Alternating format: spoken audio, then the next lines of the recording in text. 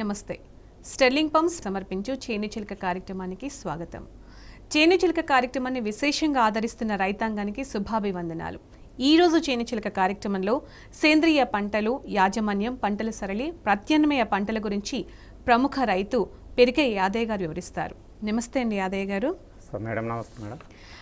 చాలామంది రైతులు వ్యవసాయం చేస్తుంటారు కానీ వ్యవసాయం లాభసాటిగా ఉండట్లేదు అని చెప్తూ ఉంటారు. సో వ్యవసాయం లాభసాటిగా ఉండాలంటే ఎటువంటి పంటల వైపు ముఖ్యంగా మొగ్గు చూపాలంటారు రైతులు? అలాగే ముఖ్యమైన పంటలు ఏవైతే ఉంటాయో లాభసాటిగా వాటి గురించి చెప్పండి. వ్యవసాయం అనేది ఒక కార్పొరేట్ ఎంప్లాయీ కంటే చాలా ఉన్నతంగా స్వతంత్రంగా బతికేటటువంటి ఉద్యోగం అది. వ్యవసాయం అనకూడదు. వ్యవసాయం అంటే ఒక కంపెనీ ఏ విధంగా ఒక ప్రోడక్ట్ ఉత్పత్తి చేస్తుందో భూమాత నుంచి మనం విత్తనాలు అందులో చల్లి భూమి నుంచి మనం కొంత ఉత్పత్తిని, వివిధ రకాల ఉత్పత్తిని ఒక రైతు ఉత్పత్తి చేసేది ప్రపంచంలో ఏదీ లేదు. రైతు ఉత్పత్తి చేసి స్వతంత్రంగా ఒక రాజు లెక్క బతికేటటువంటిది ఉద్యోగం ఏదంటే వ్యవసాయమే మేడం. అదొక రైతు మాత్రమే స్వతంత్రంగా అందరికి అన్నం పెడుతూ మనిషి యొక్క మనుగడను, జీవన యొక్క శైలిని పెంచే విధంగా బతకాలని మన పూర్వీకులు చేసేవారు. మనం ఎప్పుడైతే కెమికల్కు అలవాటు పడి ఉత్పత్తి పెంచినామో అప్పటి నుంచి మన యొక్క జీవిత కాలము తగ్గుకుంటూ వస్తుంది.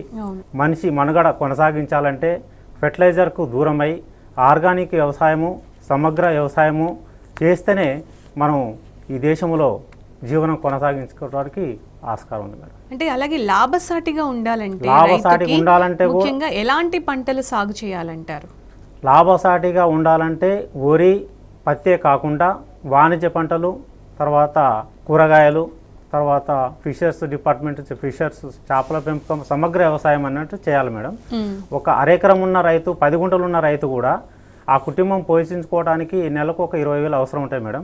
నెలకు 20,000 అవసరం. 10 గుంటలతోటి కూడా 20,000 నుంచి 50,000 సంపాదించే స్తోమత ఆ 10 గుంటలు ఉన్న రైతుకు ఉన్నది. సమగ్ర వ్యవసాయం, సేంద్రియ వ్యవసాయం, ప్రకృతి వ్యవసాయం అంటే ఈ వ్యవసాయం అంటే ఎలా ఉంటుంది? ఇదంతా కూడా డిఫరెన్స్ ఏమైనా ఉంటాయా చెప్పండి. సమగ్ర వ్యవసాయంలో అతనికి ఉన్న భూమి నుంచి తర్వాత ఆర్గానిక్లో అక్కడ చుట్టుపక్కల అతనికి అనుకూలంగా అతని ప్రకృతి సిద్ధంగా దొరికేటటువంటి ఐటమ్స్ తోటే మందులు ఆ పంటకు క్రిమికీటకాలని చంపడానికి, మిత్ర పురుగులు బతికించుకోవడానికి అక్కడ అనుకూలంగా దొరికేటటువంటి మొక్కల ద్వారానే సేంద్రియ పదార్థాలు తయారు చేసుకొని కూడా బతికించుకోవచ్చు మేడం. అలాగే మీరు ఇంతకుముందు చెప్తున్నారంటే ఇట్లాంటి వ్యవసాయం చేయాలి, 10 గుంటలు ఉన్న రైతు కూడా అంటే చాలా బాగా బతకాలంటే ఏమేం చేయాలని ఇంతకుముందు మీరు చెప్తున్నారంటే మేకలు ఉండాలి, కోళ్ళు ఉండాలి, దాని గురించి చెప్పండి.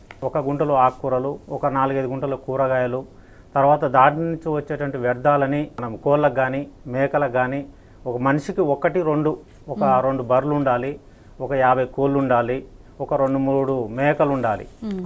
వాటి నుంచి వచ్చే వ్యర్థాలు ఇవి తిని బతుకుతాయి. వాటి నుంచి కూరగాయలని తీసుకొని స్వచ్ఛందంగా రైతే సేల్ చేసుకోవటం వల్ల లాభం పొందగలుగుతాడు. ఈ విధంగా చేసుకొని నెలకు మ్యాక్సిమం రోజు 1,000 రూపాయలు వేసుకున్నా నెలకు 30,000 వస్తాయి మేడం. అలాగే భూమి పరిరక్షణకి ఎటువంటి చర్యలు తీసుకోవాలంటారు? భూమి సరిగా ఉంటేనే మనకి పంట దిగుబడి బాగుంటుంది. అలాగే భూసార అభివృద్ధికి ప్రాథమికంగా ఎటువంటి చర్యలు తీసుకోవాలి? భూమి యొక్క భౌతిక స్థితి చెడిపోయింది మేడం. ఎప్పుడైతే కెమికల్కు రైతు అలవాటు పడ్డాడో అప్పుడు చెడిపోయింది. ఏ విధంగా చెడిపోయింది అంటే భూమిలో దాదాపు 103 మూలకాలు భూమి యొక్క మట్టిలో దొరుకుతాయి మేడం. అవి ఏమైందంటే రైతు అనేవాడు స్పీడ్ గ్రోతింగ్ రావాలి, చేను పచ్చగుండాలని, దిగుబడి ఎక్కువ రావాలని కెమికల్కి అలవాటు పడ్డాడు. కెమికల్లో డిఏపి అనేది ఉన్నది మేడం. ఆ డిఏపి అనేది భాస్వరం అనేది దాంట్లో ఉండి భూమిలో ఎప్పుడైతే పడుతుందో భాస్వరం పర్సెంటేజ్ పడుతుందో భూమి యొక్క భౌతిక స్థితి అంటే భూమిలో ఉన్న హ్యూమస్ చనిపోతుంది, జీవం అనేది చనిపోతుంది. భాస్వరం మొక్కకు కావాల్సిన 16 రకాల న్యూట్రిన్స్ ప్రతి మొక్కకు కావాలి. ఆ 16 రకాల న్యూట్రిన్స్ని ఈ భాస్వరం వేయటం వల్ల మొత్తం విడగొట్టి పారేస్తుంది. మట్టిలో మనకు మొక్కకి ఏం దొరుకుతున్నాయి అంటే భాస్వరము, పొటాషు, యూరియా, ఈ 3 దొరుకుతాయి. అంటే అందాల్సినవన్నీ అందకుండా భూమి నిస్సారం అయిపోతుంది. వానపాములు పై పొరల్లో ఉండాలి. ఈ భాస్వరం వేయటం వల్ల దానికి ఏమవుతుందంటే దానికి ఆహారం దొరకటం లే. ఆహారం దొరకక భూమి లోపల 20-30 ఫీట్ల కిందకి వెళ్ళిపోతుంది. భూమిని కల్టివేషన్ వెనకట ఎడ్లతోటి చేసేవాళ్ళు. ఇప్పుడు ట్రాక్టర్లు వచ్చినాయి. ట్రాక్టర్లు రావడం వల్ల ఏమిటంటే దాని యొక్క ఒక ట్రాక్టర్ వెయిట్ వచ్చేసి 3 టన్నులు ఉంటుంది మేడం.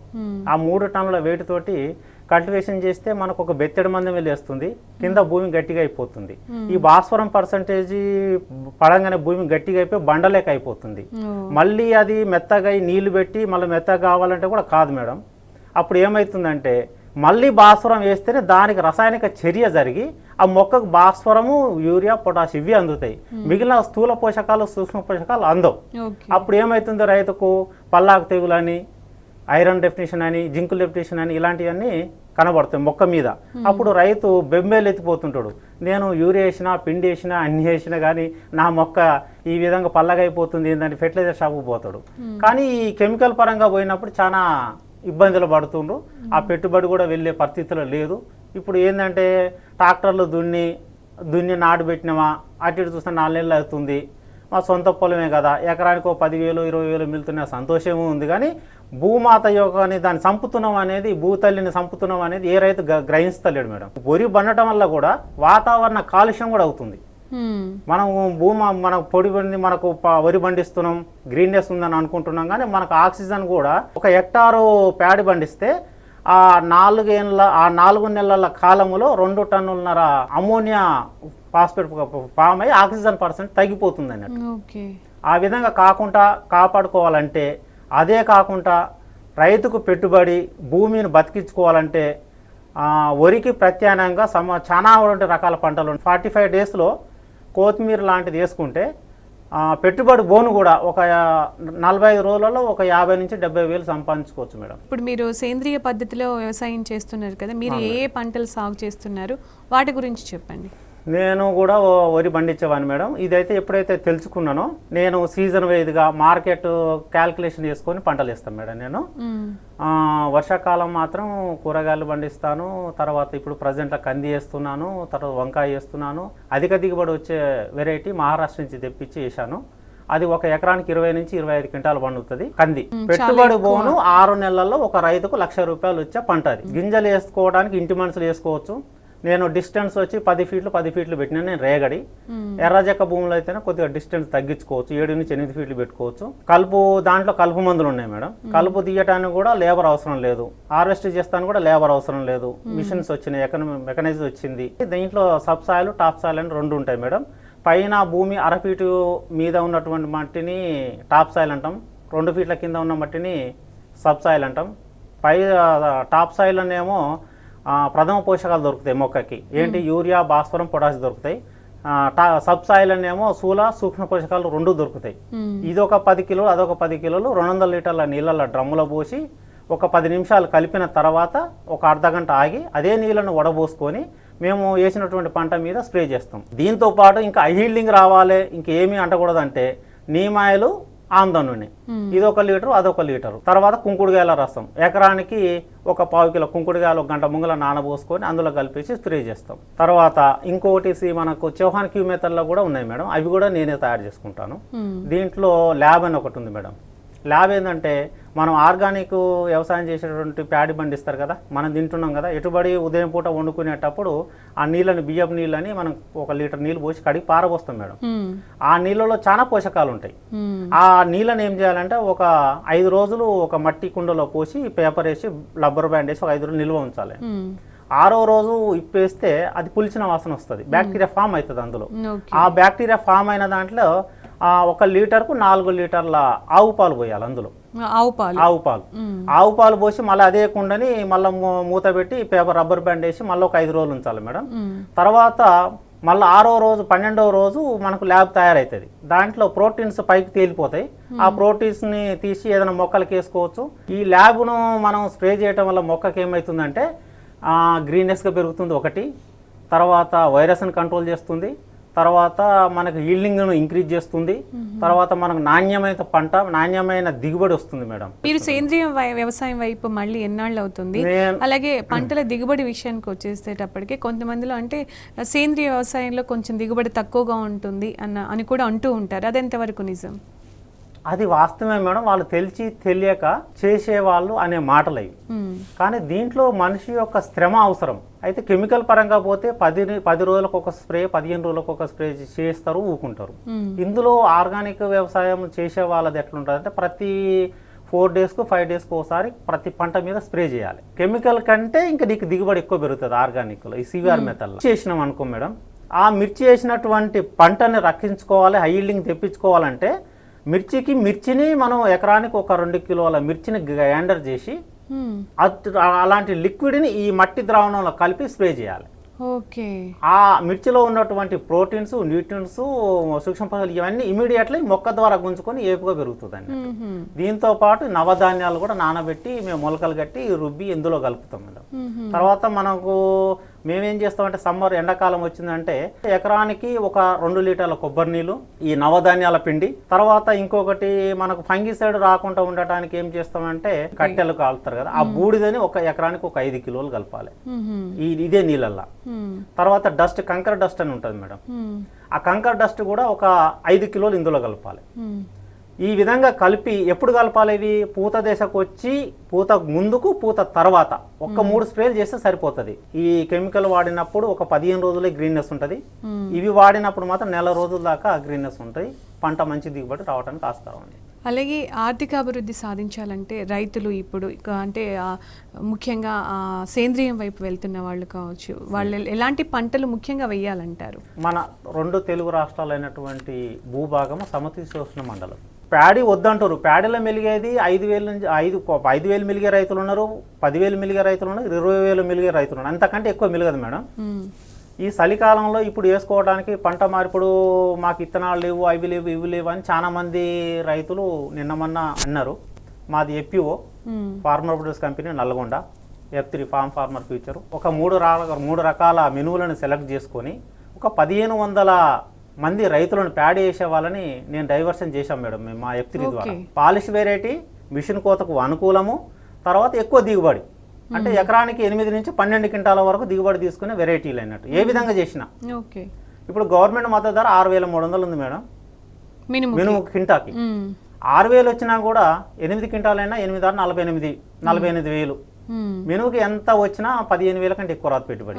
15,000 పోయినా కూడా ఇంకా 35,000 30,000 మిలుగుతాయి. అదే వరి పండిస్తేనేమో 10,000 15,000 వస్తున్నాయి, మినుము పండిస్తేనేమో 30,000 వస్తాయి. కూరగాయల పంటల సరళి, అలాగే ఏ టైంలో కూరగాయలు వేస్తే ఎక్కువగా లాభసాటిగా ఉంటుంది, ఏ కూరగాయలు పండించుకుంటే మంచిది అంటారు? కూరగాయలని పండించుకోవాలంటే మార్కెట్ అవగాహన రైతుకు ఉండాలి. ఫస్ట్ ఒక ఫార్మరు 10 రూపాయలు లాభం పొందాలి అనుకుంటే భూమి ముఖ్యం కాదు, నీళ్ళు ముఖ్యం కాదు, పెట్టుబడి ముఖ్యం కాదు. ఫస్ట్ మార్కెట్ని అవగాహన చేసుకోవాలి. ఆ ఏరియాలో ఏ కూరగాయలకు ఎప్పుడు వేస్తే డిమాండ్ వస్తుంది అనేది ఫస్ట్ అవగాహన చేసుకోవాలి. చలికాలంలో ఇప్పుడు దోసకాయ రాదు మేడం. ఇప్పుడు దోసకాయ పండించిన రైతుకు నాకు ఇప్పుడు తెలిసి మాత్రం మార్కెట్లో 2,500 నుంచి 4,000 రూపాయలు కింద పోతుంది ఒక్క దోసకాయ. అసలు అంత ఉంటుందని మనం ఊహించలే మేడం, అంత ఉంటుందని కూడా ఊహించుకోలేదు. అది రైతులు ఏం చేస్తారంటే ఈ పత్తి అయిపోయినాక ఎండాకాల సీజన్, చలికాలం సీజన్ అయిపోయినాక సమ్మర్లో వేస్తారు. సమ్మర్లో దోసకాయకు ఏం పెట్టుబడి పెట్టకుండా ఆ టెంపరేచర్ని కంట్రోల్ చేసుకొని దిగుబడి వస్తుంది. కానీ అందరూ దోసకాయ వేస్తాక ఆడ బస్తా 50 రూపాయలు 100 రూపాయలు అయిపోతుంది. కానీ మార్కెట్ అవగాహన, నేను అదే చెప్పిన ఫస్ట్ మార్కెట్ అవగాహన తెలుసుకొని పంట పండిస్తే రైతుకు లాభసాటిగా ఉంటుంది. ఇప్పుడు దోసకాయని చలికాలంలో బండియాలి, బీరకాయని చలికాలంలో బండియాలి. బీరకాయ కూడా 5,000 నుంచి 7,000 రూపాయలు ఉంది కింట. తర్వాత బెండకాయ కూడా 5,000 నుంచి 6,000 7,000 ఉంది హైదరాబాద్లో. కానీ అంటే ఏ సీజన్లోనైనా పండుతాయి పంటలు, ఏ సీజన్ అయినా పండుతాయి. కానీ మార్కెట్ అవగాహన చేసుకొని పండించే వాళ్ళకి మంచి దిగుబడి వస్తుంది. వంకాయ కూడా మేడం, వంకాయ అసలు జనవరి వరకు మంచి రేట్ ఉంటుంది మార్కెట్లో మనకాడ తెలంగాణలో. జనవరి తర్వాత వేసే వాళ్ళకి రేటు తగ్గిపోతుంది. ఎందుకంటే ఎండాకాలం వంకాయ తింటే వేడని, తర్వాత వంకాయ పురుగు ఎండాకాలం పంట నాణ్యత కూడా అంత సరిగా ఉండదు, ఎండాకాలం ఉండదు. అయితే వంకాయని చలికాలము అంటే మనం అక్టోబర్ జూన్ జూలైలో వేసుకోవాలి. అది పంట రావడానికి 2 నెలలు పడుతుంది. మనకు జనవరి వరకు పంట అయిపోతుంది. ఇది ఇప్పుడు వంకాయల ప్రాబ్లం ఏంటంటే ఈ కాయ తొచ్చు పురుగు, కొమ్మ తొచ్చు పురుగు అని 2 రకాలుగా గులాబీ రంగు పురుగు వస్తుంది. ఆ పురుగుని కంట్రోల్ చేయడానికి కెమికల్లో మందులు ఉన్నాయి, కానీ అవి కొడితే రైతు యొక్క భారమే అవుతుంది, కానీ ఆ పురుగు కంట్రోల్ కాదు. ఆ కాయల మొగ్గ నుంచి కాయల లోపల పోయి తినేస్తుంటుంది. దాన్ని కంట్రోల్ చేసుకోవాలంటే ఈ మొగ్గ దశలో, పూత దశలో ఉన్నప్పుడే ఈ సివిఆర్ మెథడ్లో మట్టి ద్రావణం ఇంగువను కలుపుకొని స్ప్రే చేసుకుంటే 100% కంట్రోల్ అవుతుంది మేడం. ఓకే. కెమికల్స్ ఎంత చేసినా ఇది ఎంత అవ్వదు చేసినా కాబట్టి కూడా ఈ లేదు. సేంద్రియ పద్ధతిలో కనుక చేసుకుంటే ఆ పురుగుని కంట్రోల్ చేసుకోవచ్చు అంటే. ఇప్పుడు ఇంగువని ఎందుకు కలపాలంటే ఇంగువని కూడా అది ఆర్గానిక్నే తీసుకుంటారు. ఆ ఇంగువని కలపడం వల్ల ఉన్నటువంటి మొక్క గ్రోతింగ్ పెరగడానికి ఉంటుంది, పురుగును కంట్రోల్ చేస్తాను, దోమను కంట్రోల్ చేస్తానికి ఉంటుంది, తర్వాత ఈల్డింగ్ రావడానికి ఉంటుంది అన్నట్టు. అంటే ఇంగువని ఒక వంకాయ పంటకే కాకుండా ప్రతి పంటకు కూడా మనం స్ప్రే చేసుకోవచ్చు. అలాగే మన దేశం, మన ప్రాంతం మొత్తం కూడా ఆర్గానిక్ వ్యవసాయం వైపు పూర్తిగా మళ్ళాలంటే ఎంతకాలం పడుతుందంటారు? అసలు ఆర్గానిక్ వ్యవసాయంలో కలిగే ప్రయోజనాలు ఏంటి? మొదటి హరిత విప్లవం రావడానికి 1969లో మనకు మొదటి హరిత విప్లవం వచ్చింది. 1969లో మొదటి హరిత విప్లవం ఎందుకు వచ్చిందంటే మనకు స్వాతంత్రం వచ్చే నాటికి భారతదేశంలో ఉన్నటువంటి జనాభా 40 కోట్లు. ఆ 40 కోట్ల కూడా ఆహారాన్ని పండించి మనం రైతులు పెట్టే స్థితిలో లేరు. అప్పుడు ఉన్నటువంటి పొలాలలో వాటర్ పర్సెంటేజ్ తక్కువ ఉండే. అప్పుడు పొలాలలో ఏమున్నా తంగడాకు, ఎంపలాకు, తర్వాత ఉప్పు, ఇలాంటి వేపాకు, చితపాలాకు, ఇలాంటి ఆకులను పొలాలలో తొక్కి ఏమున్నా మామూలు రైతులు కొద్దిగా 5 గుంటలు 10 గుంటలు భూస్వాములకు ఉన్నటువంటి భూములలోనే వరి పండించేవారు. మిగతా భూములో వర్షాధారంగా సిరిధాన్యాలైనటువంటి సద్దలు, జొన్నలు, ఊదలు, వరికలు, సామలు వీటిని పండించేవారు. ఆహార ఉత్పత్తి పెరిగేది కాదు. అప్పుడు మనకు 1969లో మొదటి హరిత విప్లవం రావడానికి కారణం ఏంటంటే మనకు ఉత్పత్తి అన్నం దొరుకుతలేదు. అలాంటప్పుడు ఫస్ట్ మనకు సెంట్రల్ గవర్నమెంట్ జవహర్లాల్ నెహ్రూ గారు మనకి యూరియాని దిగుమతి చేసుకోండి. ఇక్కడికి యూరియాని దిగుమతి చేసుకొని రైతులకు ఫ్రీగా 2 కిలోలు 3 కిలోలు 5 కిలోలు ఈ నారు వ్యవస్థలో ఉన్నటువంటి వాటికి వేసుకోమని అనౌన్స్ చేయటం వల్ల అవి వేసుకొని నారు ఏపుగా పెరిగింది. తర్వాత పంటకు వేసారు, పంట కూడా ఏపుగా పెరిగింది. ఒక ఎకరానికి 4 బస్తాలు పండేటువంటి వరి ఈ యూరియా వేయటం వల్ల ఒక పుట్టి నుంచి 2 పుట్ల అంటే 8 నుంచి 16 బస్తాలు పండేది. ఈ విధంగా ఇదేదో బాగుందని సెంట్రల్ గవర్నమెంట్ కొన్ని పారిశ్రామిక వ్యవస్థను అభివృద్ధి చేయాలి, వాళ్ళకాంచి మనకు దిగుమతి చేసుకునేది ఇది ఈ ఫ్యాక్టరీలను మనమే స్థాపించాలని ఆ టెక్నాలజీని అక్కడి నుంచి ట్రైనింగ్ తీసుకొని మనకాడ స్థాపించి ఈ ఫెర్టిలైజర్ని మనకాడని ఉత్పత్తి చేసి ఫెర్టిలైజర్ షాపుల వల్ల తీసుకొని ఆ ఫెర్టిలైజర్ వేయటం వల్లనే ఉత్పత్తి పెరిగింది. ఉత్పత్తితో పాటు మనకు రోగాలు పెరిగినాయి. ఆ రోగాలు పెరగటం వల్ల మనం పెట్టే ఉత్పత్తి మనం ఎంత సంవత్సరం ఒక రైతు అనే కాదు, ఒక పారిశ్రామికవేత్త నెలకు 2 లక్షలు సంపాదించిన సంవత్సరానికి ఒక 20 లక్షలు అవుతుంది. ఒక్క డిసీజ్ ఆయనకు హార్ట్ అటాక్ వచ్చిందంటే మొత్తం ఒకటేసారి ఊడ్చుకపోతుంది. ఆ విధంగా కాకుండా మన దేశ అభివృద్ధి, ఆర్థిక అభివృద్ధి, పురోగతి చెందాలంటే 100% మనం వ్యవసాయం ఆర్గానిక్ వ్యవసాయం ఫామ్ చేసినప్పుడే మనం నిలదొక్కగలుగుతాం. మనకు స్వాతంత్రం వచ్చే నాటికి మన దేశంలో ఉన్నటువంటి గోవులు, గోమాత మనకు 40 కోట్ల జనాభా ఉంటే 130 కోట్ల ఆవులు ఉండేవి. వాటిని మొత్తం ఇప్పుడు క్షీణించిపోయినాయి. మనం ఇప్పుడు 150 కోట్లకు వచ్చినాం, ఆవులు 30 కోట్లకు వచ్చేసినాయి. ఆవులు పోవడం వల్ల మనకు అనర్థాలు ఏంటంటే ఆవులు, గోమాత అనేది ఆక్సిజన్, కార్బన్ డైఆక్సైడ్ తీసుకుని ఆక్సిజన్ విడుదల చేస్తాయి. తర్వాత అడవులు నశించిపోయినాయి, మనిషి మొత్తం ఆగం చేసిపోయిండు. దాన్ని నిలగొదొక్కోవాలంటే మన కేసీఆర్ గారు ఒక బ్రహ్మాండమైన ప్రోగ్రాం ఇప్పుడు హరితార అనే తీసుకొచ్చిండు. గత 7 ఏళ్ల నుంచి అమలు పరుస్తుండు. మనం ద్వాపర యుగంలో భగీరథుడు అనే వాళ్ళని ఇన్నాం పేరుకే, కానీ ఇప్పుడు చూస్తున్నాం. ఇప్పుడు భగీరథ ఇప్పుడు కేసీఆర్ గారు కొన్ని వేల కోట్లు పెట్టి నీళ్లు లేకుండా ఉన్నటువంటి భూమిని సస్యశ్యామలం ఇప్పుడు ఏడాదీసిన నీళ్లున్నాయి, మంచి పంటలు పండించుకోవడానికి ఉన్నాయి.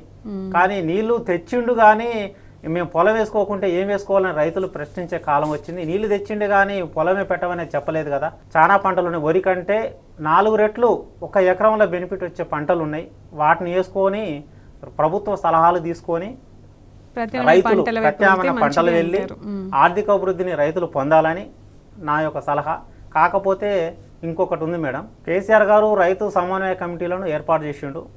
వాటిని బలోపేతం చేసి ప్రతి మండలానికి ఒక క్లస్టర్గా తీసుకొని డ్రోన్ స్ప్రేయర్లని అలాట్మెంట్ చేయాలని నా యొక్క కోరిక. ఆ స్ప్రే చేసే సిస్టంలోనే రైతు ఆగమైపోతుండు. ఒక ఎకరం స్ప్రే అదొక్కటి కూడా ఉంటే ఇంకొంచెం బెనిఫిట్, చాలా బెనిఫిట్ అవుతుంది మేడం. ఒక ఎకరం స్ప్రే చేయాలంటే ఒక కూలి మనిషి 1000 నుంచి 1500 తీసుకుంటుండు. అది ఒక డ్రైన్ స్ప్రే ఉంటే ఒక రోజులో 30 నుంచి 50 ఎకరాలు స్ప్రే చేస్తుంది. సో అది హెల్ప్ చేస్తే హెల్ప్ అది చేయాలి. ఇంకోటి మెకానిజం, ఇప్పుడు మెకానిజం ట్రాక్టర్లు కూడా, సీడ్ డ్రిల్ కూడా, అవి కూడా ఈ ఎఫ్పిఓలకు కానీ ఈ రైతు సమన్వయ కమిటీ బలోపేతం చేసి వాళ్ళకి ఏమన్నా గవర్నమెంట్ ప్రోత్సాహం ఉంటే 100% ఆర్గానిక్ వైపు రైతులు మళ్తారు మేడం. ఓకే అండి, అదే గారు చాలా విషయాలు చెప్పారు. సేంద్రియ పంటలు, అలాగే యాజమాన్య పద్ధతులు, మామూలుగా కెమికల్ ఫార్మింగ్ ఎలా ఉంటుంది, సేంద్రియ పద్ధతులు వ్యవసాయం చేస్తే ఏ పంటలు పండిస్తే లాభసాటిగా ఉంటుందో చాలా చక్కగా చెప్పారు. ధన్యవాదాలు. నమస్తే. చిలక కార్యక్రమానికి సంబంధించిన మీ సలహాలు సూచనలు 95535390 నెంబర్కి తెలియజేయగలరు. ఇది వాటి స్టెర్లింగ్ పంప్స్ సమర్పించు చేను చిలక కార్యక్రమం. నమస్తే.